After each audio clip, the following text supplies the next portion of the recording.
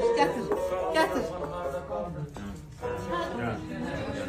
Mübarek Sen dünyaya ad gelen günü evimizde toyluydu sen dünyaya gelen günü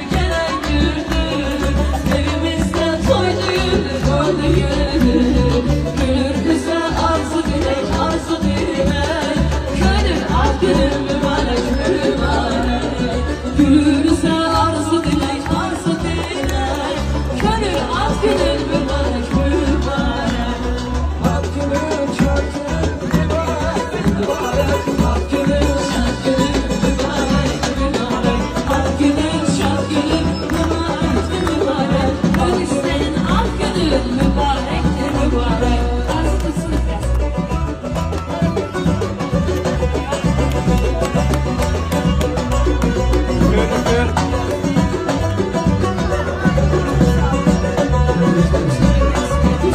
Ki kocam sana külhan,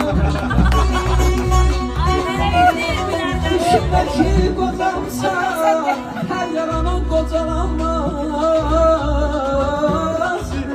Kocamsan demem kocamsan, kocamsan her yarana Çok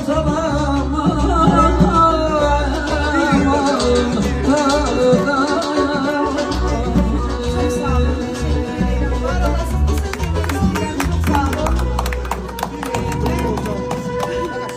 Öncelikle hakikaten bilem ki bu son bakın işidir. Sonra Uğurlamaya sürpriz oldu. Bugün bilseydim ki böyle bir iş olacak.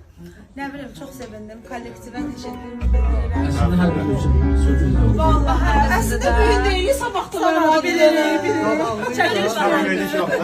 Çok sağ olun. Her birinize teşekkür ederim. Var olun. Arzuma sağlık. Arzularım çoğurtu sabada yağdırıp.